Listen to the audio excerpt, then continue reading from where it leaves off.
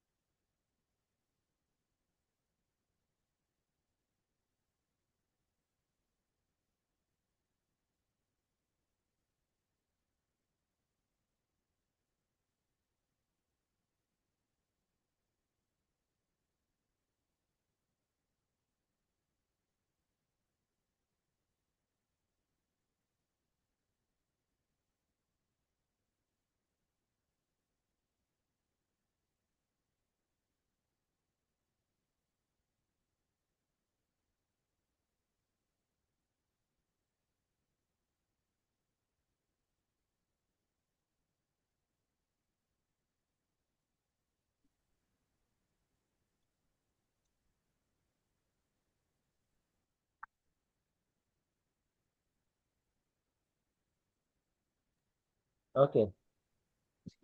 Baik, selamat pagi semuanya. Saya akan memulai topik diskusi pada hari ini melalui webinar. Apakah suara saya bisa terdengar dengan baik, Bapak Ibu semua? Dan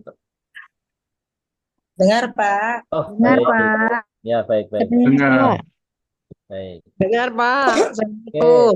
ya, ya, ya, baik. Jadi kita tes dulu audionya biar tidak ada masalah.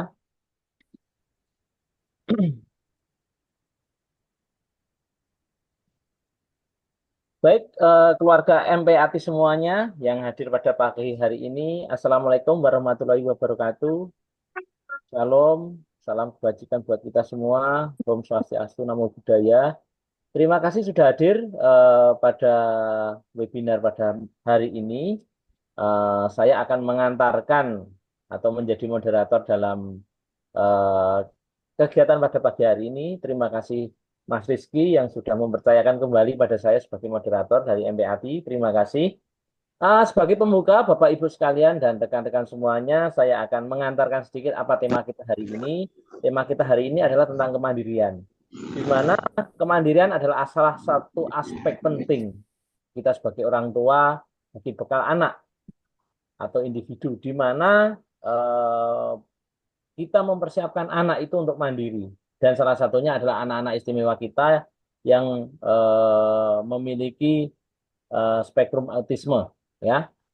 Jadi melatih kemandirian ini tidak hanya bisa melepas anak begitu saja agar dia seperti manusia pada normalnya, tetapi juga membekali mereka dengan bekal-bekal ilmuwan, keilmuan mandiri agar mereka bisa berinteraksi di masyarakat, mengembangkan dirinya, serta secara mandiri mengatur kebutuhan sehari-harinya, dan ini akan membekali mereka ke depan di saat kita benar-benar bisa melepas atau akan melepas mereka. Dengan mengusung tema membangun keterampilan hidup, panduan kemandirian bagi individu dengan autisme. Bapak Ibu sekalian, perkenalkan saya Danang. Mungkin saya sudah beberapa kali menjadi moderator di dalam kegiatan ini. Saya kebetulan mengajar di Fakultas Kedokteran dan Ilmu Kesehatan Universitas Kristen Satya Wacana, dan kembali diminta Mas Rizky dari MPAT untuk menyampaikan atau membawakan kegiatan pada hari ini. Dan hari ini saya akan memperkenalkan dua narasumber kita.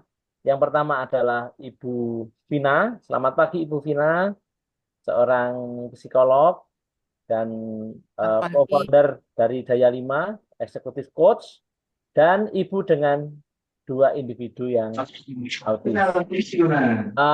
Saya menyapa juga narasumber yang kedua adalah Pak Drianto ya, Dri Triharyanto, Harjanto. jika tidak salah.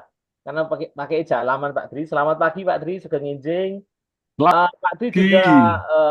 memiliki dua putra kembar malahan dengan autisme, dan kemarin sempat kita berbincang-bincang, ternyata putra-putranya yang kembar sudah bekerja, begitu juga dengan putra Ibu Vina. Ini sungguh luar biasa, dan kita hari ini pagi ini akan mendengar pengalaman dari beliau berdua bagaimana menumbuhkan kemandirian bagi anak tersebut.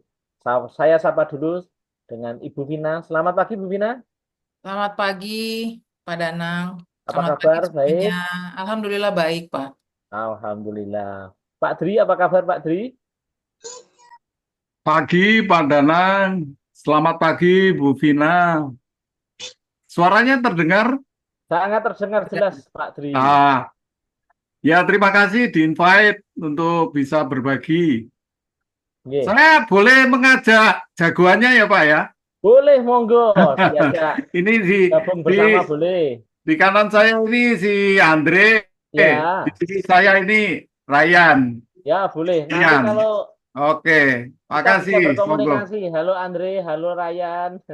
Nanti kita bisa berbincang bersama dengan anak-anak istimewa ini. Baik. Bapak, ya, terima kasih Pak Dri.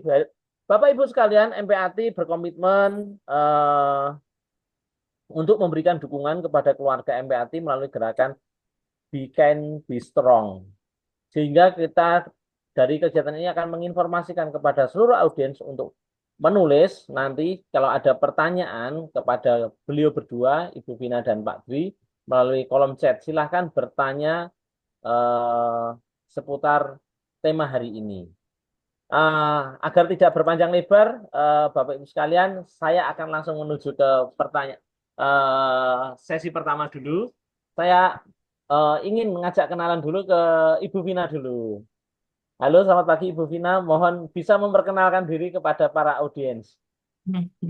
Selamat pagi semuanya. Terima kasih Empati, terima kasih Pak Danang nih ya memoderatori acara pagi ini. Saya seorang ibu dengan dua putra ya. Yang pertama usia 30 tahun, yang kedua tahun ini di akhir tahun ini nanti 24. Dua-duanya laki gitu ya. Jadi kalau ngelihat usia anak saya mungkin ketika mereka didiagnosa gitu ya, anak yang pertama pengetahuan dan informasi tentang autism itu sangat sangat terbatas gitu ya. Jadi saya kebetulan berteman dengan Ibu Gayatri juga gitu ya. Jadi kita ya berdua lah ya dan bersama sejumlah ibu yang lain dan orang tua yang lain tuh memperjuangkan hal ini gitu ya, memastikan bahwa anak-anak kita mendapatkan treatment, mendapatkan sekolah gitu ya, dan selanjutnya bisa menjadi individu yang mandiri seperti itu. Jadi kalau hari ini ada pertanyaan, silahkan gitu ya, Bapak Ibu yang ada di Zoom ini untuk mengajukan pertanyaannya. Satu hal lagi juga, kebetulan anak saya itu kalau boleh dikatakan autism spektrumnya itu termasuk yang kalau yang pertama itu lebih lebih ringan dari yang kedua lebih lebih berat. Tapi kedua-duanya bisa berkomunikasi gitu ya. Jadi bukan yang non verbal ya. Kedua-dua anak saya non verbal dan bisa mengikuti pendidikan di kelas inklusi seperti itu. Ya. Terima kasih Ibu Vina. Saya berpindah dulu ke Pak Dwi. Mohon bisa memperkenalkan diri Pak Dwi dengan dua putra-putranya istimewa ini.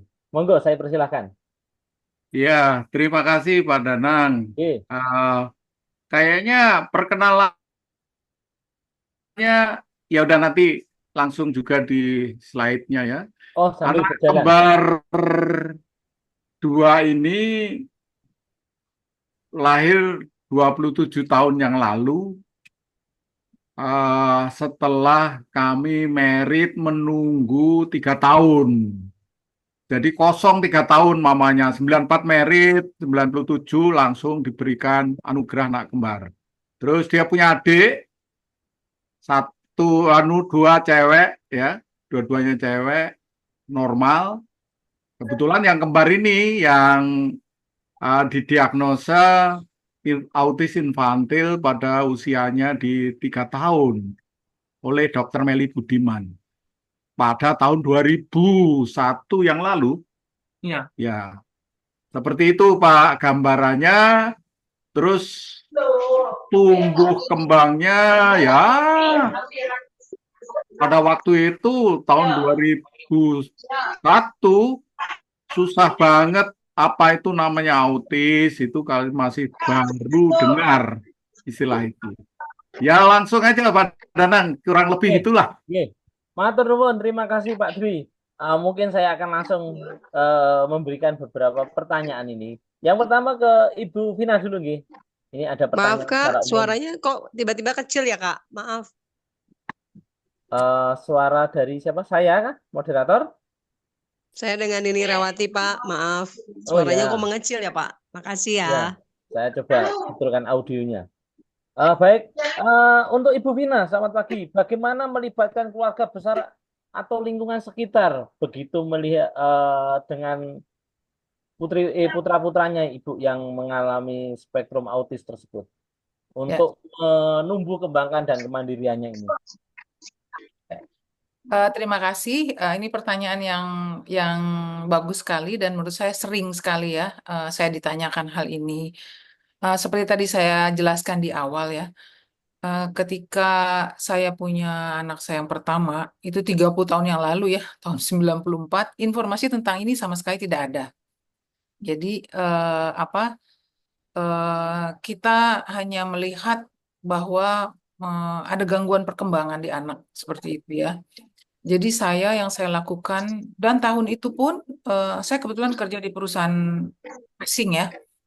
Jadi saya punya akses yang namanya email gitu. Jadi saya berinteraksi dengan bos saya, dengan ini saya yang berlokasi di Amerika. Jadi saya tanyalah gitu, ada nggak isu seperti ini? Oh ya, di Amerika juga ada gitu.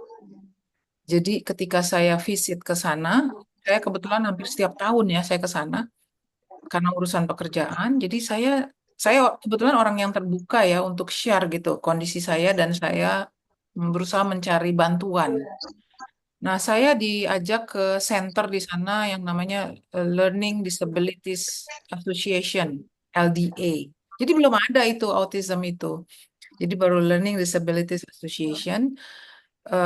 Dari situ saya mencoba, saya harus kemana gitu ya. Saya pertama kali itu Dokter Meli belum terkenal, belum kenal waktu itu juga. Jadi anak saya itu termasuk pasien-pasien pertamanya Dokter Meli ya. Saya ketemunya dokter neurolog, profesor neurolog dia udah nggak ada di UI. Suami istri, saya bawa anak saya, dia bilang memang iya ini adalah gangguan perkembangan dan dia juga nggak tahu ini namanya apa gitu ya.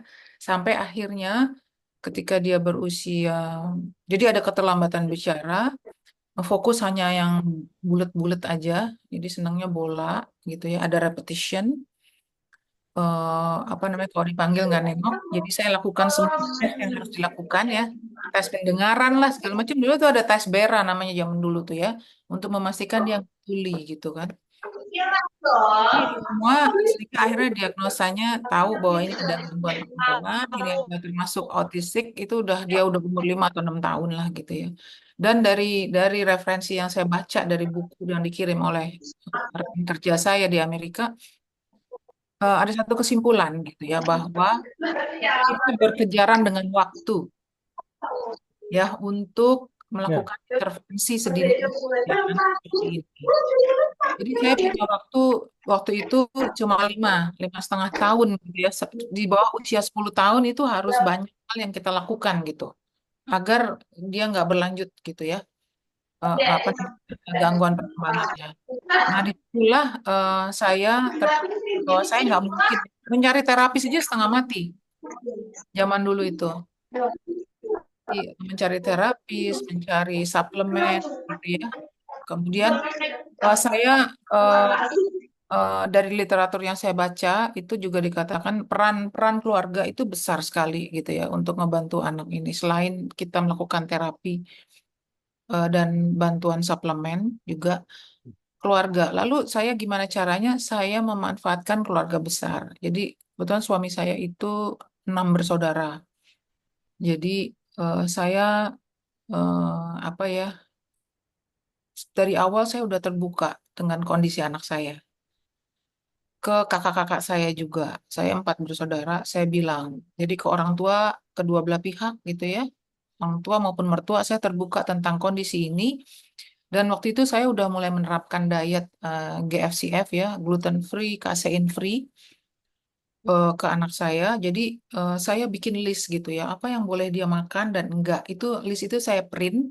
Jadi kalau saya bagikan ke ipar-ipar saya, ke kakak saya gitu ya, untuk ditempel di kulkas di rumahnya mereka gitu. Jadi kalau anak saya main ke sana gitu, mereka tahu apa yang boleh dan nggak boleh diberikan. Itu satu. Terus kedua, ketika anak saya udah mulai SD gitu ya, saya dorong kan anak itu kan khasnya kan adalah repetisi ya, repetisi dan kaku gitu ya, kaku sama pola yang sudah apa namanya tertanam di dalam dirinya. Jadi gimana tuh? Contohnya misalnya kebiasaan tidur, kebiasaan makan dan seterusnya itu kan cenderung ada repetisi. Nah, dia ini untuk membreak itu saya dari kecil tuh membiasakan untuk oke, kita pergi menginap ya, menginap kemana kemana kemana. Jadi saya apa namanya memastikan dia diputus gitu repetisi perilakunya yang repetitif itu, kebiasaan yang kaku itu. Nah, kemudian ketika dia udah masuk SD, kakak saya, kakak ipar saya itu mengundang anak saya untuk menginap di rumahnya. Jadi belajar untuk ada di situasi yang berbeda seperti itu. Jadi itu peran keluarga besar itu ini. Jadi bahkan saya itu nggak pernah ragu untuk selalu bawa anak saya ke kawinan, ke arisan keluarga gitu ya. Pertemuan-pertemuan itu saya bawa. Karena hanya dengan begitu saya juga sebagai orang tua terpacu untuk menyiapkan. Dari rumah saya siapkan.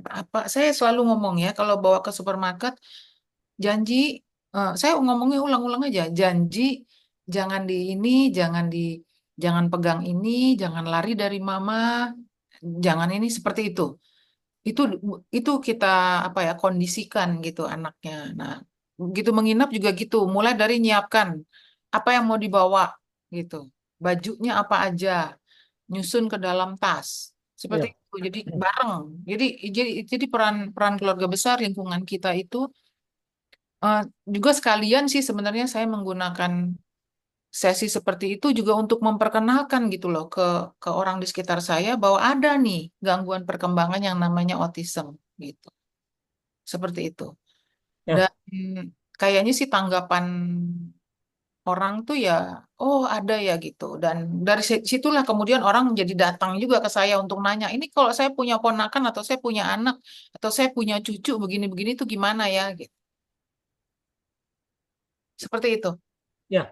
Terima kasih Ibu Vina. Nah, kita bergeser ke Pak Dwi ya. Jadi tadi sudah ada yang disampaikan Ibu Vina. Untuk Pak Dwi, mungkin bagaimana perasaan Pak Dwi begitu 3 tahun akhirnya setelah menikah didapat momongan, tiba-tiba mungkin di luar ekspektasi atau perkiraan bahwa anaknya menderita autisme. Apakah bagaimana perasaan Pak Dwi pertama? Apakah seperti Ibu Vina tadi? Terus dengan mungkin ada kemungkinan bahwa anak autisme itu susah mandiri, apakah Pak Dwi juga punya keyakinan? Apakah ini yakin anak saya bisa mandiri nanti ke depannya? Terus bagaimana cara mengatasinya? Seperti yang Ibu Vina tadi diajak keluar lah di luar kebiasaannya atau bagaimana Pak Dwi? Monggo. Baik, terima kasih Pak Ya. Danang ya melengkapi dari yang disampaikan Bu Vina tadi sangat identik benar sekali, hampir sama lah dengan kedua anak kembar saya. Mungkin izin share screen, Pak Danang? Monggo, Pak Dwi, monggo, saya persilahkan. Ya, ini share screen tentang profil dulu ya, kedua anak kembar saya. First.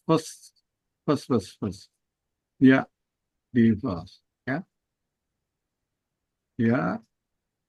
Ya, ini keluarga saya Pak Danang melengkapi perkenalan tadi ya, yang singkat tadi ini kembar, lahir 97, kemudian nongol adiknya cewek tahun 99, adiknya cewek lagi tahun 2001.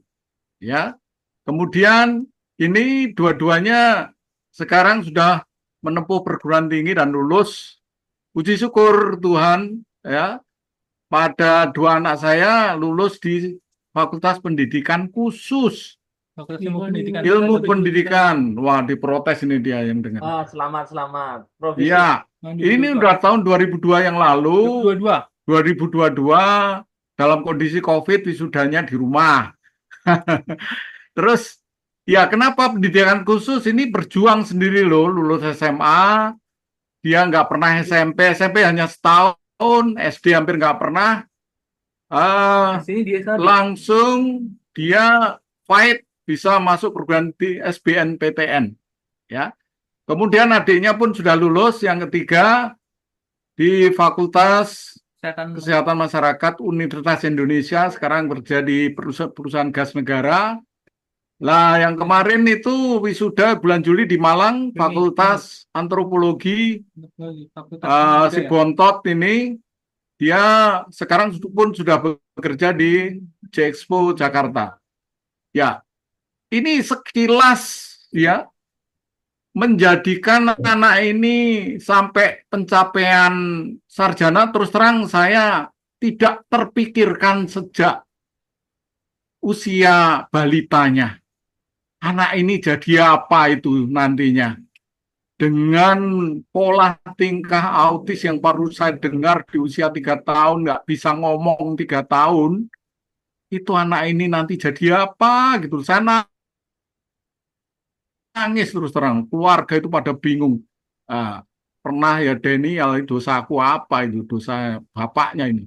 Loh, kemudian begini, apa yang diungkapkan Bu Vina tadi betul, keluarga harus mendukung. Tapi lebih penting lingkungan juga harus mendukung, terutama di tumbuh kembangnya. Kita coba sepil apa yang dirasakan dia ya. Dirasakan anak kembar saya ada ya. Begitu ketemu pejabat DKI waktu itu, Wakil Gubernur Pak Sandi Uno. Kita sepil coba apa yang disampaikan.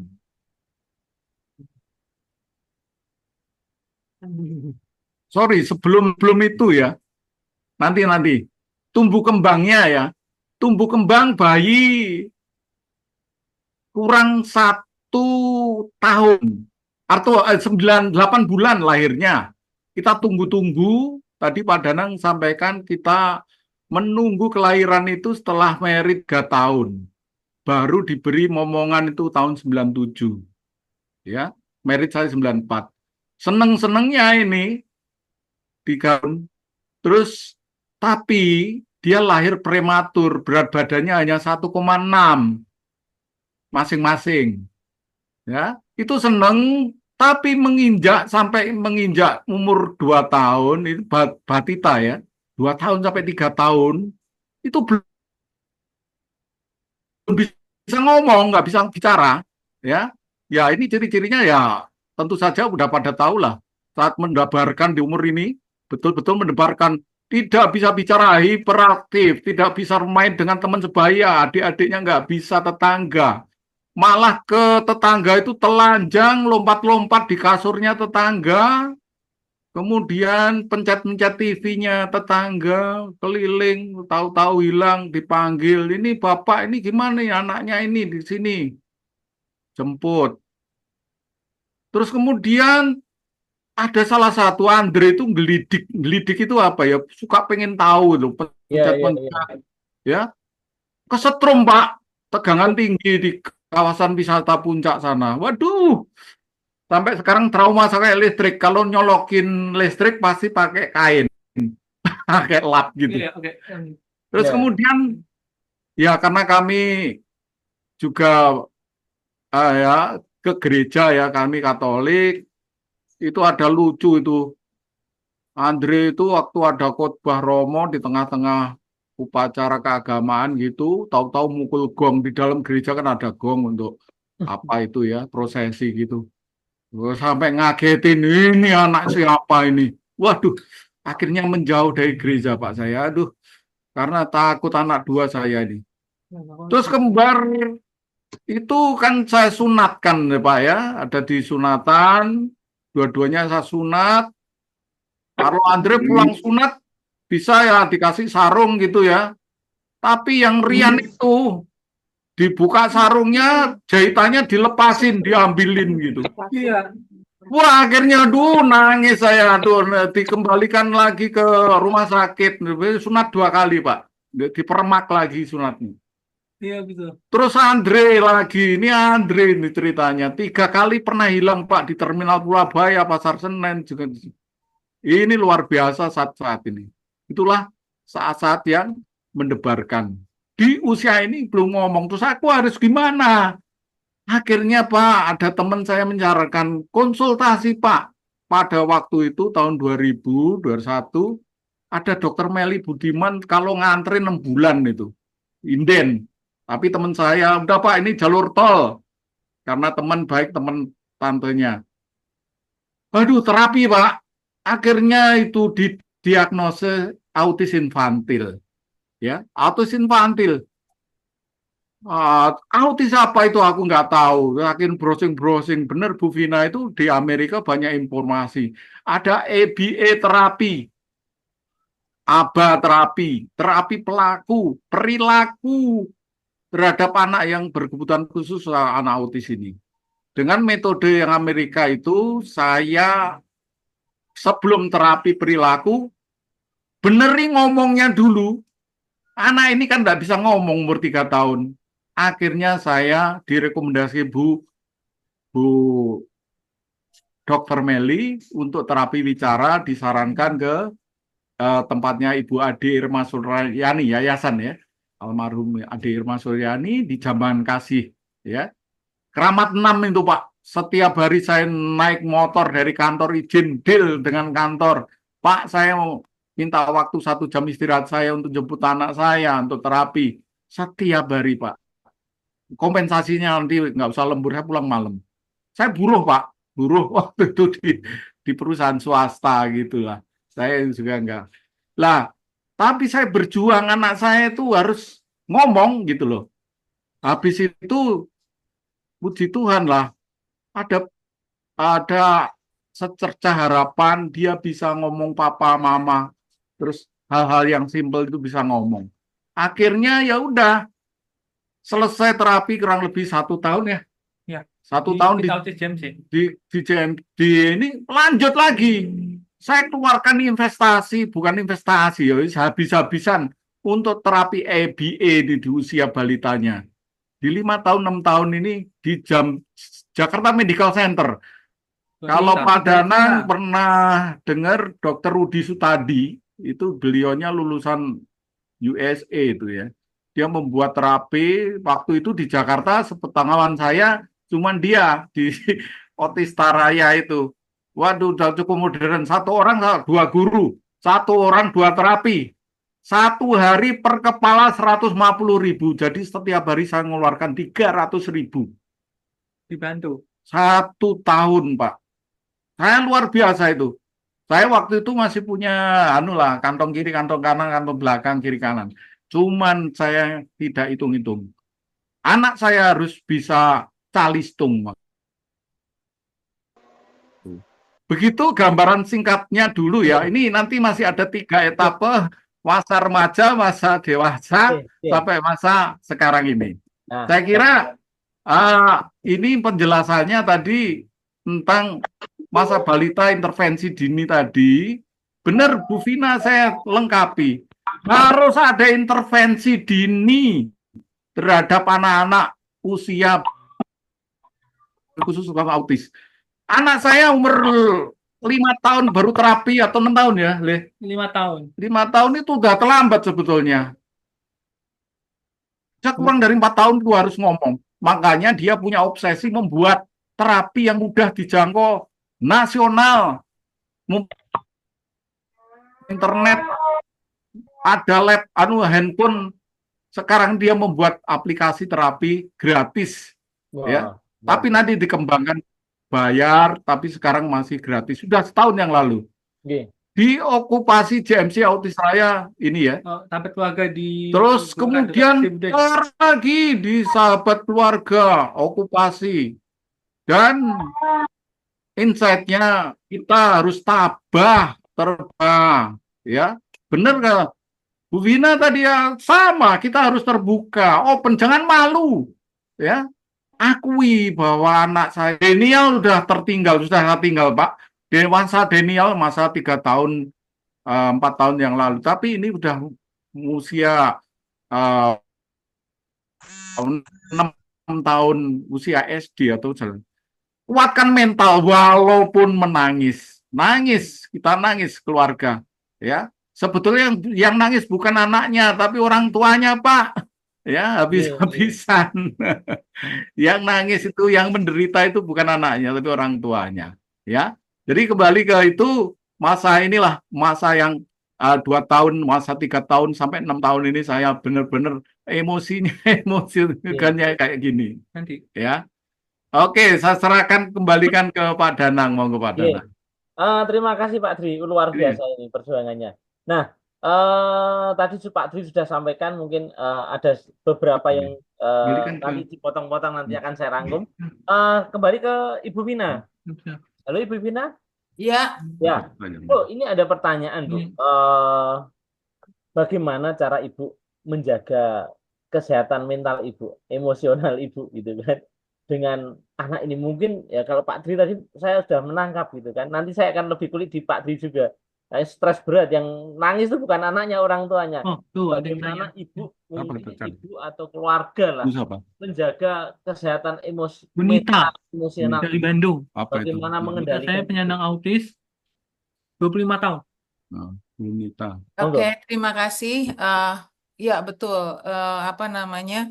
Ketika sebuah keluarga gitu ya dikaruniai rezeki Akan punya anak dengan spektrum autism, itu emang sebuah apa ya, tantangan yang luar biasa. Kita Iwa. Benar kata Pak Dri tadi ya, bahwa kita itu yang diuji sebenarnya, yang mendapat ujian itu adalah orang tuanya. Anaknya sih santai-santai aja ya, dia nggak tahu ya dia begitu gitu ya. Dan dia harus gimana tuh dia nggak tahu, bahwa dia berbeda, bahwa perkembangannya nggak sesuai dengan yang seharusnya, itu dia nggak tahu.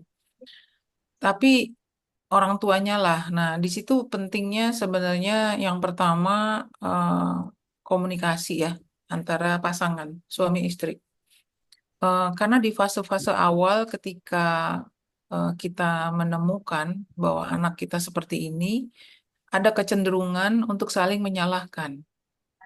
Ini gara-gara apa begini? Atau ini keturunannya siapa begini? Ya. Jadi kita sibuk gitu ya. Kita sibuk untuk mencari tahu apa penyebabnya. Padahal di depan mata ada anaknya gitu yang harus ditolong, harus dibantu. Tadi yang intervensi dini tadi itu, kita berkerjaan dengan waktu gitu ya. Jadi secara emosional orang tua tuh tergerus tuh ya. Satu, untuk menjawab aja pertanyaan, ini kenapa, gara-gara apa nih saya punya anak kayak begini?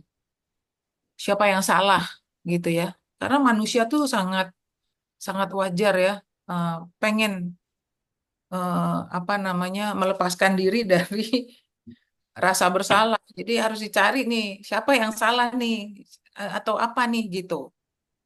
Dengan dalih apapun, dengan dalih supaya nanti nggak kejadian lagi atau apapun, itu manusiawi gitu ya.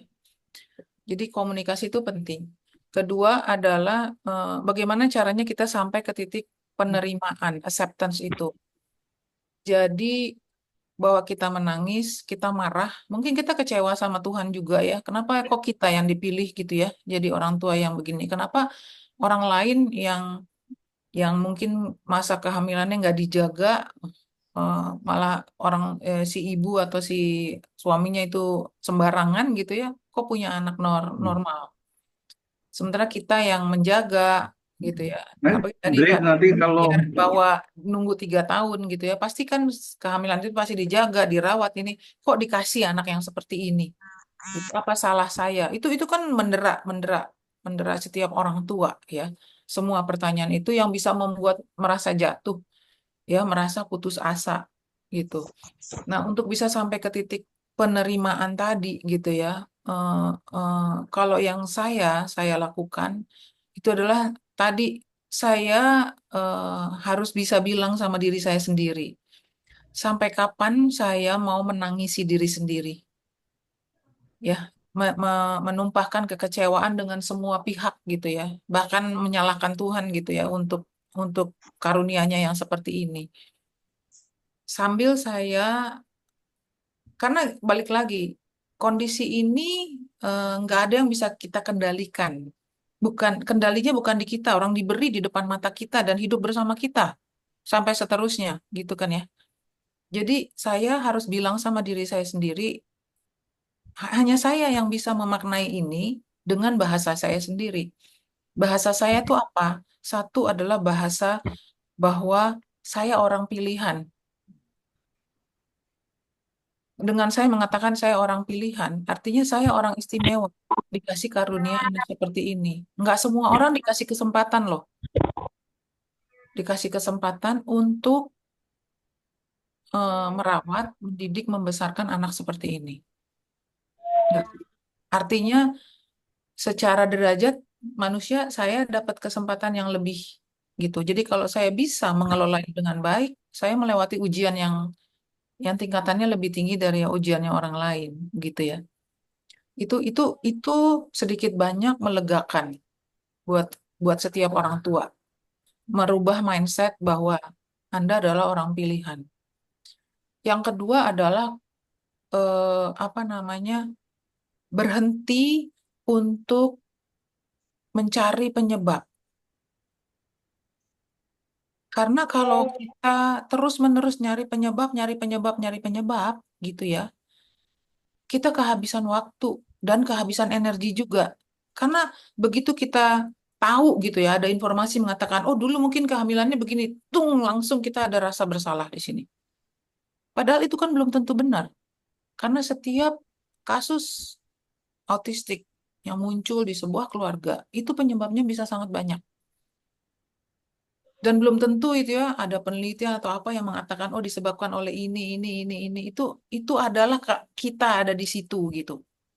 Jadi berhenti mencari penyebab. Tapi fokuskan energi untuk mencari bagaimana apa nih ke depan yang harus saya lakukan. Yang paling dekat yang bisa saya lakukan untuk ingat kita berkejaran sama waktu. Jadi kalau kita fokus tadi energi kita ke mikirnya ke depan, itu beda dengan kita fokus untuk nyari tahu penyebab. Karena kita jadi ribut, berantem, sedih, marah di situ. Nah, itu membantu juga penerimaan. Karena begitu mencari tahu apa solusinya, maka kita akan melihat banyak sekali yang dilakukan orang lain. Kita belajar dari kesuksesan orang lain, gitu ya. Gimana orang lain bisa. Dan kita jadi semangat untuk mengatakan, oh saya juga bisa seperti itu. Nah, langkah berikutnya menurut saya itu adalah keterbukaan komunikasi. Pengakuan. Pengakuan bahwa ya saya terlahir sebagai ibu yang atau orang tua yang punya anak seperti ini. Ya sudah, ngapain disembunyiin?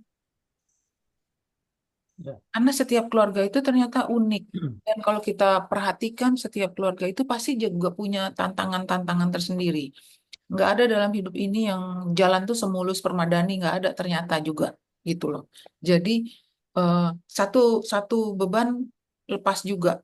Karena kan kalau kita malu, maka energi kita itu sibuk ya, fokus untuk eh, membuat alasan, membuat untuk menyembunyikan kondisi anak kita. Oh, karena anaknya kemana ya? Oh, terus kita ini. Jadi energi kita habis tuh buat buat apa namanya? Kalau anak sekarang tuh faking ya, faking good. Berusaha seolah nggak ada apa-apa dan seolah-olah baik-baik saja. Habis energinya untuk kayak begitu. Kalau kita terbuka, ternyata orang lain tuh menerima juga dan bahkan orang lain jadi bisa belajar. Oh, ada ya anak seperti ini di lingkungan kita. Jadi ketika kejadian-kejadian yang ajaib sama saya juga mengalami itu anak terpisah di mall, anak masuk ke rumah tetangga, ngapain-ngapain itu. Tapi ketika saya dari awal ngomong sama tetangga saya bilang anak saya begini. Jadi ketika anak saya nyelonong ya dia nyantai aja gitu. Oh, anaknya Ibu Vina ya udah nggak apa-apa biarin aja. Kasih tahu aja ibunya dia ada di sini gitu. Dan dan dengan keterbukaan itu kalau yang saya alami adalah responnya saya nggak pernah menerima respon yang negatif. Keterbukaan itu selalu ditanggapi positif sama orang. Karena ternyata itu sangat manusiawi ya. Orang itu akan gini, oh iya, setiap anak itu unik. Oh iya, bahwa setiap anak itu pasti menantang buat orang tuanya ya untuk bisa ditumbuh kembangkan seperti itu. Jadi jangan pernah ragu untuk terbuka. Saya tahu pasti ada sejumlah ketakutan ya, takut dihakimi oleh orang. Oh, ini nggak bener ngedidiknya. Oh, ini orang tuanya terlalu sibuk. Oh, ini. Itu adalah judgement yang kita pikir gitu ya akan orang-orang lontarkan pada kita. Ya, ini nggak bisa ngurus Ya. anak nih, nggak bisa didik anak nih. Itu ketakutan kita sebenarnya. Ketika kita terbuka dan kita sampaikan apa adanya bahwa ini adalah gangguan perkembangan yang bisa terjadi di siapapun gitu ya, dan itu membutuhkan perhatian dan treatment yang berbeda, itu orang bisa nerima kok. Sama dengan apa kelompok-kelompok berkebutuhan khusus lainnya gitu, yang cacat fisik itu ternyata orang nerima gitu. Orang juga akan berhenti melabel ketika kitanya juga eh, melepaskan diri dari ketakutan-ketakutan itu. Ya. Seperti itu. Ya, baik Ibu Vina, terima kasih. Ini sebuah apa ya istilahnya penerimaan diri ya, tidak menyalahkan dan memahami keadaan untuk mencari solusi. Nah, sekarang pertanyaan saya pindah ke Pak Dwi, Pak Dwi. Pak Dwi, mungkin bagaimana? Apakah pernah merasakan hal yang serupa? Pasti merasakannya. Titik terendah apa yang Pak Dwi rasakan sehingga Pak Dwi harus bangkit untuk dua putranya tersebut, Pak Dwi? Oke, baik Pak Dadang. Kita lanjutkan di slideshow-nya yang Oke, tumbuh kembang tadi. Ini oke, monggo. di titik ini, Pak. Setelah usia seperti ini ya, kita masuk setelah balita dia harus sekolah, ya. Benar-benar ini nangis, tapi saya tidak berhenti nangis, tapi tetap optimis ya. Bayangkan, ya, dari kurus menjadi melejit jadi gemuk-gemuk ini lehernya sampai kayak gini, Pak. Karena dia nabrak-nabrak dietnya. Sudah dikasih tahu sebetulnya dia harus diet gluten sama kasein. Tapi udah bablas terus karena di rumah, Pak. Di rumah ya itulah dia kayak raja kecil aja dua-duanya ini. Jagoannya sampai adik dua ceweknya itu sampai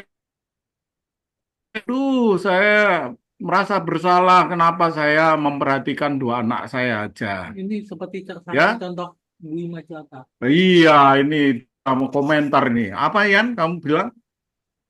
10 kegagalan. Iya, udah itu nanti kita ceritakan Bapak. Nah, jadi begini Pak, sulit ya, sedih.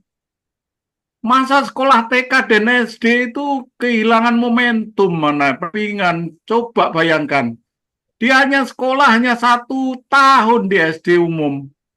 Di TK itu kalau orang Jawa anak bawang, Pak, pupuk bawang. Ya, Dia hanya masuk kelas kalau pas istirahat. Justru kalau kosong dia masuk. Kalau ada teman-temannya dia keluar main ayunan. Satunya nggak betah di dalam satu sekolah, pindah TK di 2004 itu. 2003-2004. Oke, dikoreksi 2003-2004.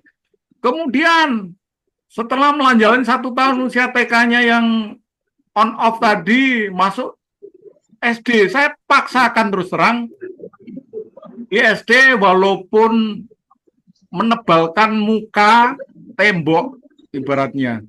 Saya berhadapan dengan sekolah dan berhadapan dengan wali murid semuanya. Semua mata menuju ke mamanya, ke saya, ke eyangnya yang antar sekolah. Anak ini dapat apa sih di rumah? Sampai kepala sekolahnya bilang seperti itu. 1 minggu masuk, muntah, dimuntahin gurunya. Akhirnya nggak betah Sirian. Hanya seminggu di kelas 1. Andre itu, ini dia, bertahan karena deal dengan sekolah. Harus ada sedo di samping tempat duduknya. Saya bayar sedo 1 hari 100.000, Pak. Untuk mendampingi dia duduk tenang, belajar. Di sampingnya, hanya kuat 6 bulan. Saya bayar 6 bulan, 1 hari 100.000. Ya, nggak bisa ditawar. Itu mantan terapinya dulu. Ya. Kemudian karena saya nggak kuat bayar, 6 bulan cukup, mamanya yang menggantikan. Itu pertama di dalam kelas, akhirnya mepet keluar di depan pinggir pintu, terus di jendela. Ya, bulan ke-8 di ruang tunggu, tapi was-was terus. Kalau anaknya melejit keluar, ya udah ditangkap itu. Itu sedih sekali, Pak. Akhirnya ya udah nggak bisa sekolah umum anak 2 ini. Akhirnya usia 7 tahun itu udah gonta-ganti SLB ini, Pak. Ternyata itu anak saya itu sebenarnya nggak bodoh-bodoh amat gitu loh. Ida Calisto ngomong, nyanyi, dia gemar di TV, media, ya. Nah, saya optimis, ya. Ketika saya ke dokter gigi itu, saya ajak dokter giginya ngetes anak saya mengenai tanggal lahirnya jatuh hari apa. Sirian itu nebak pentas hari Sabtu. Nggak mungkin Senin, Sabtu. Nggak tahu cara ngitungnya apa. 17 bulan apa ulang tahunnya dokter itu. Tes berikutnya juga gitu, Andri juga gitu. Tapi begitu memorinya kuat, berarti anak saya tidak ada masalah sebetulnya. Ya. Jadi kalau anaknya udah kelihatan ya, meskipun di praktis seperti itu, sudah bisa memorinya kuat, optimis saja. Ternyata anak AR itu Andri dan Rian, anak yang smart. Keluarga itu harus all out. Ya, memang keluarga harus all out. Terutama lingkungan. Ya, ini saya sepil tentang Andre waktu masuk kuliah. Ya, itu menghadapi bagaimana memorinya sangat terpengaruh pada bullying, ya kata-kata kotor yang dia terima waktu dia masa kecil di sekolah. Coba kita masuk di nanti kita di tumbuh kembang ya di sini. Ngomong apa sama Pak Sandi? Ngomong Ya, apa? ini saya minta jangan ada studi yang mengejek saya. Dulu waktu kecil sama waktu SD nggak ada yang ngata-ngatain, nggak ada yang ngomong jorok, nggak kena kata-kata kasar. Terus saya ini pernah nggak bisa sekolah di umum dulu, dan saya juga begitu. Dan kita berdua mengharapkan supaya ada bantuan pendidikan dari pemerintah DKI Jakarta karena Andri dan Rian itu penyandang disabilitas juga berhak mendapatkan pendidikan yang layak. Ya. Ya. Itu penerapan OPP jelas-jelasnya di Jabodetabek. Di kota-kota. Ya, saya pengen ada ini sekolah ramah di disabilitas. Jangan hanya kok semua lingkup pendidikan. Pendidikan kan ya SD, SMP, SMA harus ramah disabilitas. Ya. Ya, itu tadi suara natural ya dari Andre waktu doorstop kunjungan Pak Sandi ke UNJ 2 tahun berapa, Re? 2018. 2018. Kok bisa ketemu itu gimana dulu? Langsung aja kamu tabrak gitu. Langsung aja, ya. Iya, itulah si Rian. Dia anak ini ekspresif banget tanpa malu, wes. Pokoknya ada pertanyaan ngacung paling dulu. Dia paling banyak dapat hadiah kalau pas ada kuis-kuis.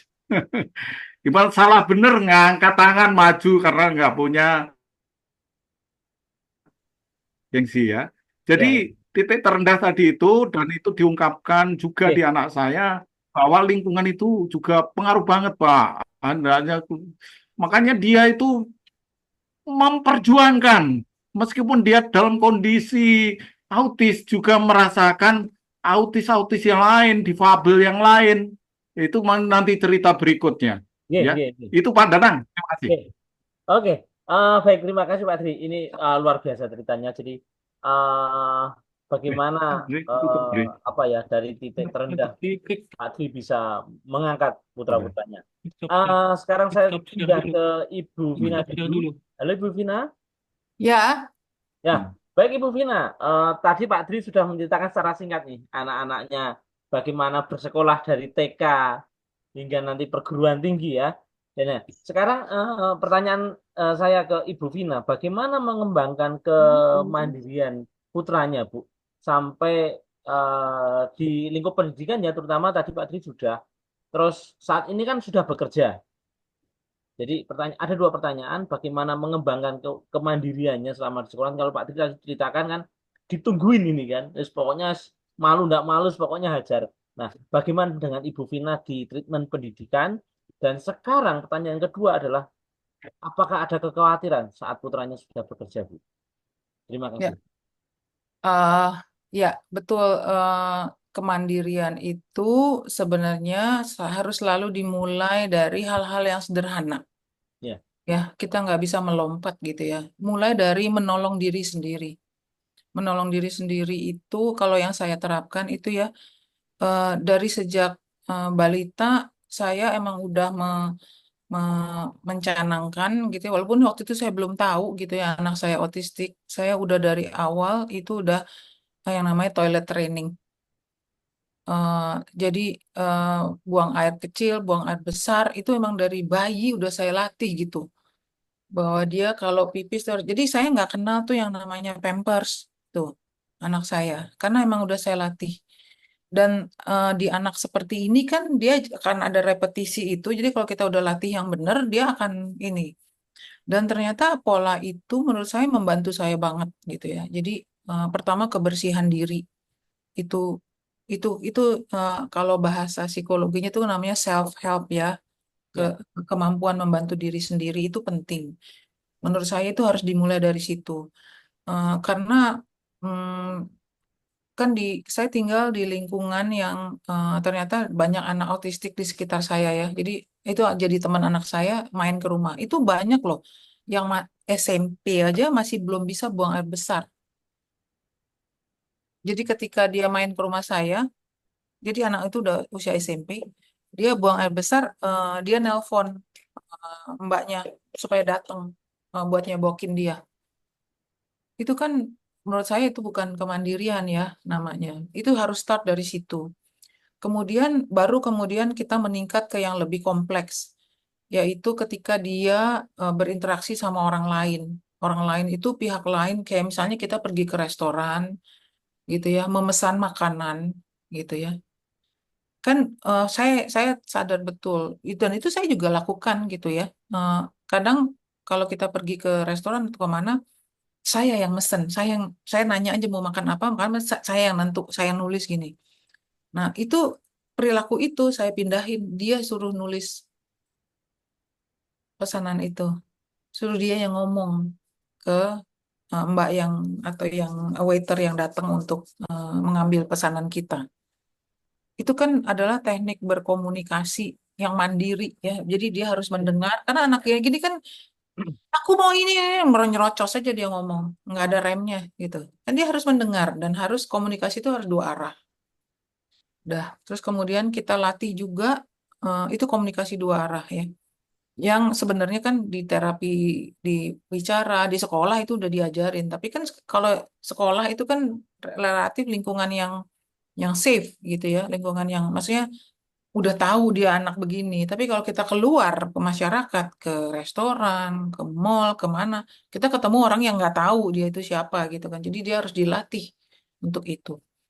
Terus yang saya juga latih itu adalah ketika dia lost gitu ya, terpisah dari orang tua, apa yang harus dia lakukan. Itu saya latih. Dan anak ini kan anak yang photographic memory ya. Jadi kalau saya parkir mobil, turun dari mobil, saya kasih tahu, kita parkir di sini, di lantai ini dindingnya warnanya ini, nomor kodenya segini. Jadi kejadian anak saya hilang di mall, panik sih awalnya saya, tapi begitu saya ke parkiran, ada anak saya lagi duduk di situ. Jadi satpam yang ada di basement itu justru bingung gitu. Ini ada anak ngapain duduk-duduk deket mobil, mobilnya dia. Itu juga keterampilan yang kita ajarin, sehingga dia tahu gitu loh, dia kemana harus pergi. Seperti itu. Terus kemudian yang berikutnya lagi pengenalan tentang uang. Karena biar bagaimanapun juga kita hidup, pada akhirnya kita harus bertransaksi. Nah, yang saya lakukan waktu itu adalah eh, dia udah gede itu ya, udah SD kelas 5 gitu ya, kelas 4 kelas 5. Nah, saya juga membiasakan tadinya tuh letak sekolah sama rumah tuh sangat jauh. Jadi saya sampai punya mobil sendiri, sopir sendiri khusus untuk nganter jemput mereka. Sama ada mbaknya yang nemenin gitu. Kemudian saya memutuskan untuk pindah eh, dalam eh, radius yang nggak terlalu jauh dari sekolah gitu ya. Sekolahnya itu dari TK sampai SMA dan sekolahnya itu sekolah inklusi. Jadi saya latih dia untuk berangkat sekolah dan pulang sendiri. Jadi mengenali jalur jalan, mengenali satpam, ya berkenalan sama satpam. Jadi anak saya tuh sampai terkenal dari sekolah itu gitu. Seluruh satpam, seluruh kantin itu kenal anak saya terkenal. Karena anak saya itu anak pertama saya itu adalah anak percobaan inklusi di sekolah itu gitu. Nah, jadi itu adalah conditioning yang saya lakukan. Jadi dia jalan terus kemudian dia suka naik sepeda. Ya udah naik sepeda. Gimana parkir sepeda supaya nggak hilang? Di mana harus diparkir sepedanya? Seperti itu. Nah, kemudian bertransaksi. Jadi kan kita suka lihat tuh ya ada uangan gitu ya, yang mainan anak-anak. Itu kan udah mirip sama uang asli. Jadi kita bermain peran role play di rumah. Kalau dikasih uang segini, kembaliannya berapa? Ini harganya segini, seperti itu. Jadi dia naik sepeda pergi ke Alfamart gitu ya. Terus itu juga diajarin gimana caranya supaya eh, karena kan kejadian itu sepedanya hilang. Untungnya anak saya sih nggak sampai hilang, tapi tetangga tuh begitu ya, anaknya pergi ke Alfamart, ditinggal di depan, terus dia ke dalam, muter-muter kali nyari-nyari apa, pas mau keluar udah nggak ada sepedanya. Tekniknya gimana supaya jangan hilang? Ya kayak gitu-gitu itu Ya. memang harus secara ini dan mungkin bedanya adalah kita nggak bisa sekali aja nyuruh gitu ya untuk itu berhasil gitu. Itu harus berulang-ulang dan ada pendampingan di situ. Terus kemudian naik kendaraan umum. Jadi pertama bareng sama dia naik kendaraan umum. Kedua, kita duluan berangkat. Kita bilang dia naik yang warna ini, nomor segini, gitu ya. Kita tunggu di titik pemberhentian berikutnya. Begitu. Ya. Sampai akhirnya dia pergi sendiri. Dan akhirnya jadi akrab sama sopir dan kondektur. Jadi waktu dia kuliah tuh dia udah kenal semua tuh. Rute ini nih siapa orangnya. Seperti itu. Jadi memang harus diniatkan gitu ya, direncanakan bahwa karena anak ini seperti tadi Pak Dri bilang ya, mereka tuh punya kemampuan menyerap yang luar biasa loh. Yang paling penting buat kita tuh adalah mengantarkan mereka melalui cara-cara yang benar. Karena sekali itu ketangkap, udah itu akan stay di mereka kayak gitu. Baik, Bu. Ada satu lagi pertanyaan yang tadi belum terjawab. Ya. Mm-mm. Eh, apakah ada kekhawatiran untuk saat ini kan posisinya sudah bekerja, Bu? Ya. Ah, Iya, pasti kalau yang namanya orang tua kekhawatiran tuh banyak ya. Ya. Apalagi anak saya udah usia 30 tahun gitu. Dia sekarang mulai nanya, "Mah, gimana caranya supaya saya dapat gaji yang lebih tinggi? Apa yang harus saya ngomong nih? Saya harus ngomong sama siapa nih? Saya minta gaji yang naik." Gitu. Kan saya mikir gitu ya, iya ya, jangan sampai dia salah ngomong gitu kan ya. Ayo kita latihan. Coba kamu mau ngomong apa gitu. Saya role play saya jadi orang HR gitu. Atau saya jadi atasannya.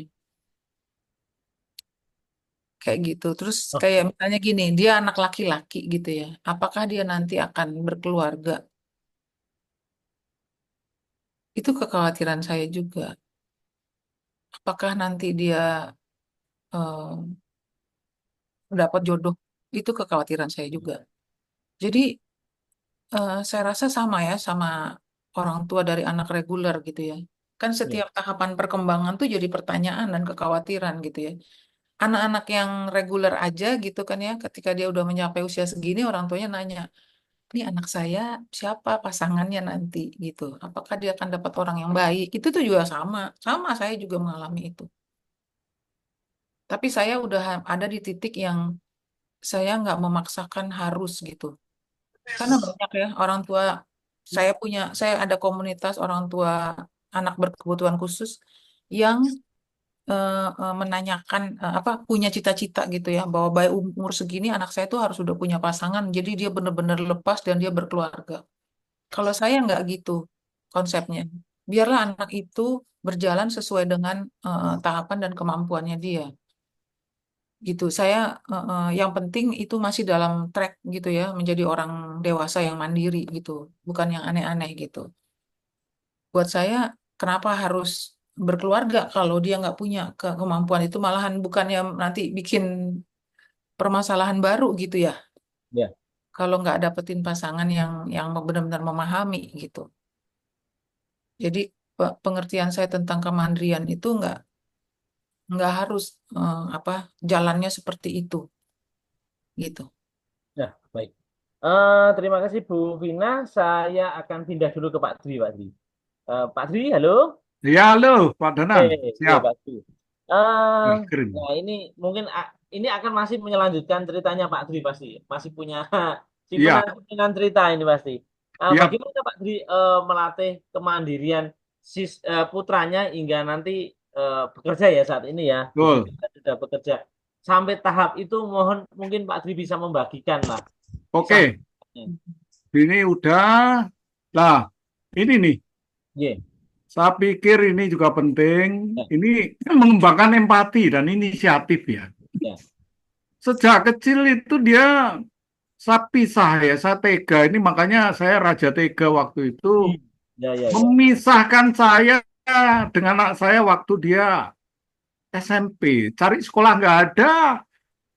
Cari saya satu-satunya adalah bukan menyingkirkan ya, memutus zona nyaman Hmm. ya dengan mengasramakan. Makanya asrama saya browsing ini saya nggak tahu di sana itu sebenarnya asrama SLBC nggak menerima anak autis, tapi dengan kondisi seadanya dibuat-buat anulah saya bantu beri kurikulum yang dulu-dulu ya. Kebetulan di Purworejo itu dulu ada asrama SLBC sampai sekarang, tapi pengasuhnya udah beda sekarang. Ini pengasuh lamanya, ini waktu kegiatan anulah visit, Radio Semarang. ya, ya. Terus kemudian ini sampai sekarang anak itu harus dikenalkan pada spiritual, baik Muslim, Kristen, Hindu, Buddha, silakan tetap kita back. Rasa tenang itu harus kita alami. Kita nggak bisa berlogika terus, ya. Kita mengajarkan dia untuk bahwa kamu harus bisa berdoa. Makanya dia paling rajin berdoa setiap mau kegiatan, bekerja, mau makan, mau tidur, bangun tidur. Itu udah udah mindsetnya malah saya yang tinggalan orang tuanya. Kemudian terlibat ya, dia kalau di gereja itu ya jadi nggak usah disemil. Eh, nggak, Ya. sorry. Kalau di gereja itu nggak pernah saya ini apa itu, pokoknya terlibat lah di misa-misa yang keluar sebagai lektor, ya memimpin doa segala macam itu udah biasa membaca kitab suci, ya. Tapi begitu juga dan buka bersama dengan teman-teman Muslim, saya ajak bahkan teman-teman UNJ itu, aduh banyak teman-temannya itu teman-teman non anu Muslim semua, teman akrabnya itu sampai sekarang. Bahkan pembinanya itu namanya yang menulis tentang dia, tentang seksualitas, ditulis sebagai tesisnya. Sampai sekarang ada orang menjadikan dia juga sebagai responden ya. Sejak kecil memang kita arahkan pada mengenal dokter, ya, dokter gigi, ya, biar nggak tahu. Dia waktu COVID kemarin udah inisiatif sendiri itu, ya harus vaksin, ya, papanya kena COVID malam, ya. Terus kemudian di dokter gigi, kenapa sampai sekarang pun rumah sakit Cipto Mangunkusumo RSCM itu kayak rumahnya sendiri. Psikiatri anak itu dari 2018 sampai sekarang itu kenal dia, polisaraf. Tanya si kembar gitu setiap hari. Terus akhirnya dalam 6 bulan terakhir dia tidak ke rumah sakit Cipto tapi ke rumah sakit Durensawit dekat rumah, ya. Itu biasa itu. Lah, kegiatan lain saya dorong setiap event nasional lokal, ya, like Etet Blue itu waktu Hari Autis Dunia, ya, tahun 2000. Terus kemudian event Difabel Run, ya, kemudian event-event lain tak dorong harus ikut kamu, ya, memang kita dampingin, ya. Kemudian dia harus juga mandiri dalam hal ini. Secara ekonomi kamu nanti saya nggak mendampingi, nggak seterusnya. Kamu harus bisa hidup, ya. Makanya survive. Dia jualan. Ini momen jualannya dia punya toko di Bukalapak, di toko di mana lagi ya? Tokopedia. Ya, kita sepil usahanya dia. Ini bukan karena mencari hasil, tapi proses dia harus alami. Dia basar di Terala, itu biasa itu udah. Nggak peduli dapat berapa, saya nggak menghitung, saya tekankan dapat berapapun nggak masalah, yang penting kamu tahu cara cari duit, ya. Ini sorry, tadi mana deh, kita klik, kita spill anunya, prosesnya, ya. Ini waktu dia jualan basar, ya. Pasar di tahun berapa? 2023. 2003 ya. 2023. Nah, ya tahun lalu ya. Ya tahun lalu. Dasar Santana. Ya Rian yang nungguin, Landry video gantian. Nah, mamanya nungguin di belakangnya. Yang paling menarik ini patung babi terjual. Terjual. Aku satu aja. Ya itu gambaran bagaimana saya mengenalkan dia di dunia usaha. Ini di Bukalapak lagi ada training, ya. Di Bukalapak di daerah mana? Simatupang ya. Simatupang, ya. Ya, dia hadir berdua, nggak pernah dia didampingi. Dia suka jalan-jalan juga, ya. Dia mengembangkan bisnis di Bukalapaknya, ya. Terus kemudian membiayai kuliah dari hasil jualan online. Ya, meskipun dua-duanya punya beasiswa. Ini dia pun, anak ini punya inisiatif sendiri ke Microsoft di Microsoft Indonesia. Dia mengenal Ibu Microsoft Indonesia, Bu Juliana Chen. Dia kenal langsung, ya. Dia diundang ke sana, ya. 2 kali pertemuan atau 3 kali, ya. Kemudian dia suka jalan-jalan memang. Ini di Koji Cafe di Tebet. Inisiatif sendiri berkenalan dengan Koji Cafe dengan maminya yang orang Jepang ini, ya. Karena usaha tolong dia sendiri pengen tahu Koji Cafe usahanya apa. Ternyata dikelola oleh teman-teman difabel semua ini, ya. Kemudian dia ekoprint juga waktu itu di mana? Di RSJK, di Jiwalayang di Di Jiwalayang waktu dia di Rumah Sakit Islam Klender. Dia Waktu masih berobat di RSCM. di berobat di RSCM, dia harus melakukan apa itu? Rehabilitasi. Hanya 5 bulan. Jangan malu, anak-anak misalnya bengong karena dia sudah lulus kuliah, nggak ada kegiatan, ikut rehabilitasi, jam sostek aja kita manfaatin, ya. Terus dia diajak jalan-jalan, banyak pengetahuan, jangan malu, ya. Yang teman-teman yang di luar, mahal enggak, BPJS, anak saya semua BPJS kok, berobat itu, ya manfaatkan, ya. Terus kemudian dia suka jalan-jalan ke Museum Rekor Indonesia. Dia bersendiri. 2022. Dia akan ngevlog, dia punya channel YouTube, ya. Kembar autis, silakan lihat.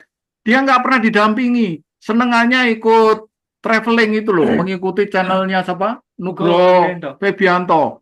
Ke Cikarang ngevlog pakai naik angkot. Aku malah yang khawatir nanti ada apa-apa di jalan. Iya. Di Rangkas Bitung. Ya, naik kereta api kemarin terakhir Jogja saya dampingi karena ada event UMKM Kementerian Interdep. Ya, itu sebetulnya lanjut aja, ini keunikan ya dan karakter kemandiriannya si Andri dan Riyad. Kembar identik ya, identik satu telur ya, tapi benar-benar kecil banget bayinya. Kemudian meskipun identik itu, ya memang ketika dirawat, satu sakit, dua-duanya sakit. Ya, ini tahun berapa itu kamu? 2019. 2019 Mas. Teman-temannya banyak yang menanyakan kenapa nggak masuk. Itu anak teman-teman BEM, teman-teman aktivis, dia di kegiatan ekstrakurikuler. Kemudian banyak dibela lah.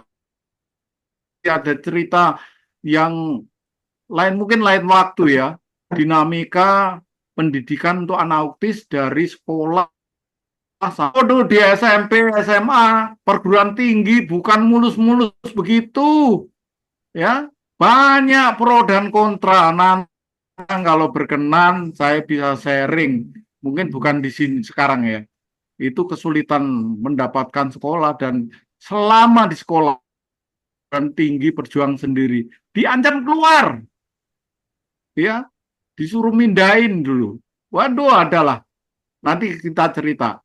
Ya, kemudian dia juga kebersamaan ya, seneng lah, outing itu dia seneng. Ya, kegiatan apa satu dorong, berenang boleh silakan, ya. Kemudian memang kebersamaan selalu ya anak ini. Ya, kemana-mana rentang-rentang berdua. Baju itu sebenarnya tidak harus kembar ya. Itu udah mulai tak pisahkan. Ya. Ini karena berdua ya. Kemudian ya ini satu lagi kemandirian. Ya kalau dia belum bisa naik motor, nyuci motor dulu lah. Ya, ini spill dari ceritanya. Ya. Biar dia nanti cita-citanya pengen naik motor, tapi kacamatanya tebel ini, saya nggak tega, ya, takut saya ketabrak. Ya, kegiatan ini ya nggak setiap hari ya, motornya udah kemana juga nggak tahu ini. Nah, ya motor tua ini yang untuk nganter-nganter dia. Dulu waktu terakhir motor kenangan, waktu kecilannya untuk terapi di Jambangan Kasih, terapi di Dokter Rudi Sutadi, motor tua. Ya. Ya, itu saya kira selesai. Ya. Jadi itu Pak Danang, nanti kita spill yang terakhir di mengenai karirnya, puncaknya, ya nanti minta waktu. Monggo, Pak Danang. Baik, Saya ke Bu Vina dulu. Halo Bu Vina. Ya, Ya, ini Bu, ada pertanyaan dari para hadirin yang ada hadir di sini. hmm. Eh, ada satu pertanyaan Bu, berkaitan mungkin Ibu mungkin ya ada di dunia pekerjaan ya. Apakah ada komunitas atau perusahaan-perusahaan yang selesai masak ada menerima Itu ada di prom, anak-anak namanya di berkebutuhan prom. khusus Kayak ini Bu, kemarin dalam bapaknya mamahmu profesi itu. pekerjaan Iya. gitu? Ya itu kamu kopas. Mana mamamu? Eh, Ini nih. jelas kedengeran Pak. Iya, Oh, saya kopas. ulang. Eh, dengan anak-anak dengan sindrom autis ini, bagaimana peluang mereka berkarir nanti di luar, Bu? Jadi apakah ada perusahaan atau lembaga atau apa yang menyediakan eh, tempat buat mereka untuk bisa berkarya, Bu? Sehingga orang tua yang katakan memiliki anak-anak tersebut tidak khawatir gitu kan, mereka tidak di dalam pekerjaannya nantilah untuk kemandirian. Mau tidak mau kan harus bekerja menghasilkan sesuatu. Begitu, Bu. Ya, eh, terus terang Pak, sebenarnya dalam undang-undang ya Pak, itu ada Pak bahwa eh, satu atau 2% dari karyawan itu adalah harus dari kaum disabilitas, ya, fisik maupun mental. Dan pemerintah itu dalam undang-undang itu sebenarnya sasaran pertama itu adalah di BUMN, wajib itu. Tapi kenyataannya itu nggak mudah untuk diwujudkan. Kenapa? Karena satu, organisasi sendiri harus siap ya Pak, nerima anak-anak seperti ini untuk masuk ke dunia kerja. Karena istilahnya kan mereka masuk kategori neurodivergent ya, cara berpikir yang berbeda, perilaku yang berbeda gitu. Sehingga memerlukan kesiapan dari organisasi juga untuk menerima mereka gitu ya. Bukan soal ada atau enggaknya pekerjaan. Pekerjaan pasti ada gitu ya yang bisa dikerjakan. Dan sejauh ini memang saya belum melihat ada satu komunitas yang solid gitu ya, selain yang memang diusahakan oleh orang tua sendiri gitu. Jadi orang tua sendiri yang mengusahakan untuk anak-anak itu bekerja. Beberapa perusahaan yang saya tahu seperti misalnya Lotte Mart itu, tapi dia hanya semusim gitu ya. Jadi ketika menjelang hari raya, entah itu Lebaran atau Natal tahun baru, itu biasanya kesibukannya mereka tuh meningkat ya. Dia punya sejumlah pekerjaan seperti misalnya membuat parcel, membuat ini itu di outsource ke anak-anak seperti ini. Jadi Oh, anak itu dipanggil untuk membantu mengerjakan dan nanti mendapatkan upah gitu ya. Atau apa pokoknya pekerjaan-pekerjaan yang sifatnya hmm, tapi nggak ngantor setiap hari gitu loh. Jadi ya. kalau lagi peak mereka butuh tenaga tambahan itu bisa diminta. Kayak misalnya gini, sekarang itu kan kegiatan entah itu seminar kan karena udah tidak lagi COVID gitu ya. Sekarang banyak kegiatan dilakukan secara offline gitu ya. Jadi kegiatan seminar, kegiatan conference atau apapun tuh kan sering ada giveaway-nya. Giveaway-nya itu bisa berupa tumbler atau apa, di mana di tumbler itu atau di notes-nya itu tuh semuanya di dicetak atau digambar gitu ya, yang ada tentang conference itu sendiri gitu, ada logo atau apa. Nah itu sering juga ada pekerjaan seperti itu yang di outsource ke anak-anak seperti ini gitu Ya, ya. ya, Ya kan sablon, ada t-shirt, ada apa. Tapi sekali lagi itu musiman gitu loh, ya. enggak ini. Jadi yang saya ketahui di banyak yang dilakukan orang tua itu kan adalah menciptakan lapangan kerja untuk anak sendiri. Ya. Nah, dan kerja zaman sekarang itu kan bisa segala macam gitu ya. Jadi sama kayak anaknya Pak Dri, anak saya yang kecil juga punya channel YouTube gitu ya. Baru sih ya channel YouTube-nya itu karena anak saya suka masak, dia bikin kegiatan masak memasak itu yang di videoin dan setiap minggu dia upload gitu ya. Eh, itu tujuannya mungkin kayak sama kayak Pak Dri bilang, kita nggak mikir komersilnya atau apapun, tapi kita melatih keberaniannya berbicara, keberaniannya tampil gitu ya. Karena kebetulan anak saya yang pertama, kedua tuh karakternya sangat berbeda gitu ya. Anak saya yang kedua itu lebih pemalu, lebih menarik diri gitu dibandingin anak yang pertama. Anak pertama itu seperti anaknya Pak Dri, dia berani apa-apa dia ngacung tangan. Nah, anak yang seperti itu sebenarnya progresnya jauh lebih cepat karena ada dia dia tuh datang dari dirinya sendiri untuk selalu mengeksersis dirinya gitu loh, menghadapi segala sesuatu gitu dan langsung merasakan dampaknya saat itu juga. Seperti berani nanya, berani komen, berani nyelonong ke rumah orang gitu ya. Kan dia akan dapatkan ini ya, feedback dari orang gitu ya. Orang bereaksi terhadap perilaku. Nah, kalau anak saya yang kedua tuh lebih menarik diri, lebih pendiam. Nah, itu lebih sulit sebenarnya buat saya. Jadi saya membuat channel YouTube itu bukan untuk apa-apa, untuk melatih kemandirian dia dalam hal dia berani mengungkapkan dirinya siapa. Seperti itu. Jadi memang Ya. kebanyakannya seperti Pak Adri bilang itu kemandirian finansial itu jadi di-create sendiri ya, bukan yang bekerja sama satu institusi karena memang institusi di kita itu belum siap gitu loh untuk menerima anak seperti ini.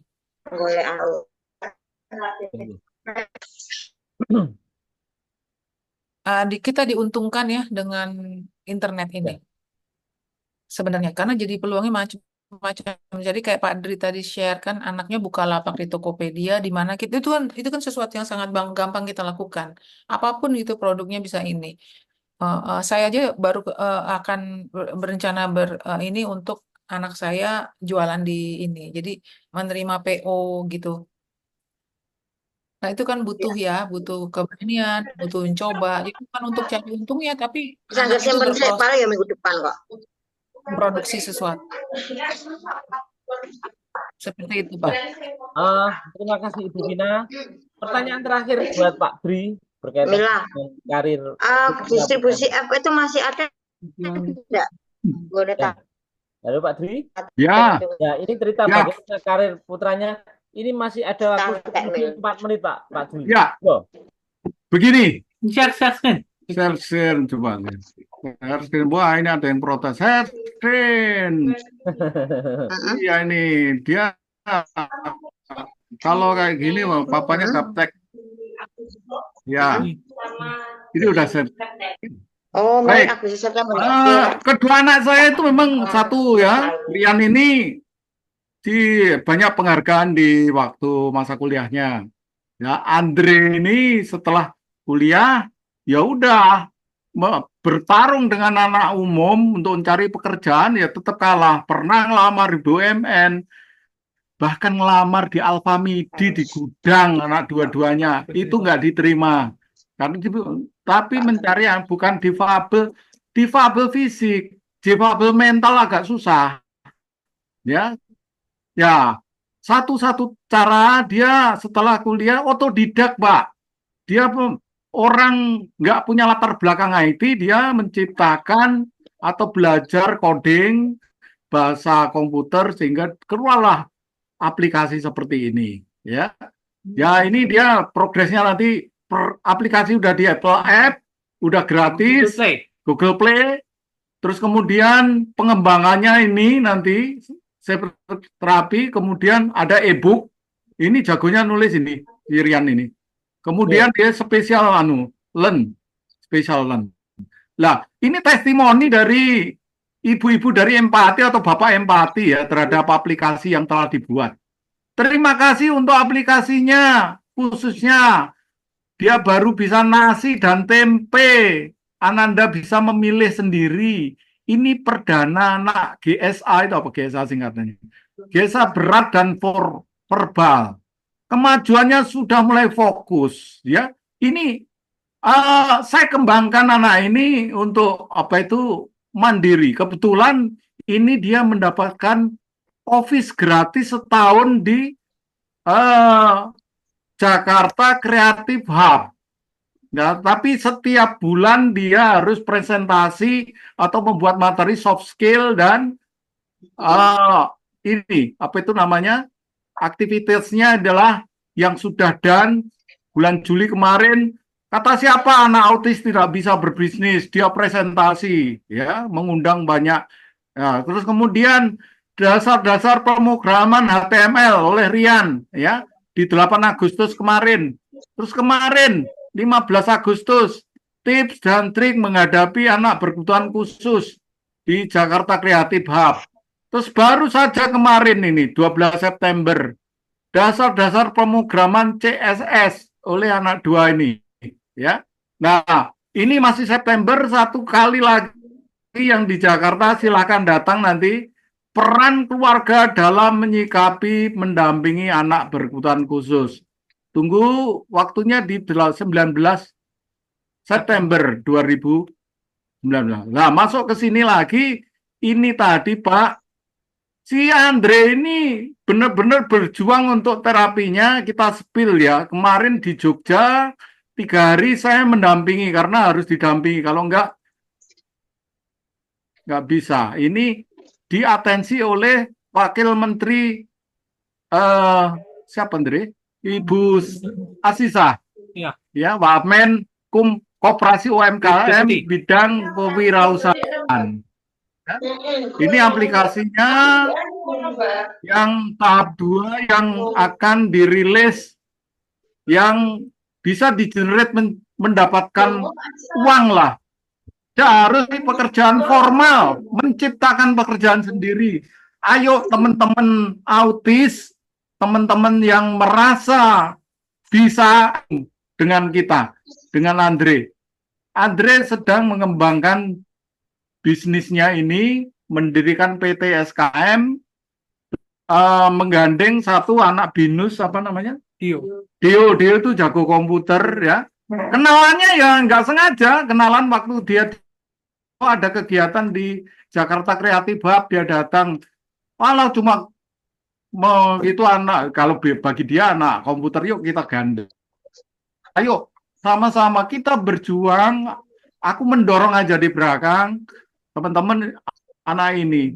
Ya memang ada butuh berkantor 1 tahun hanya menepati ruang kosong, nggak ada gaji, ya gajinya dia sendiri, modal-modal. Tapi justru inilah ya, jadi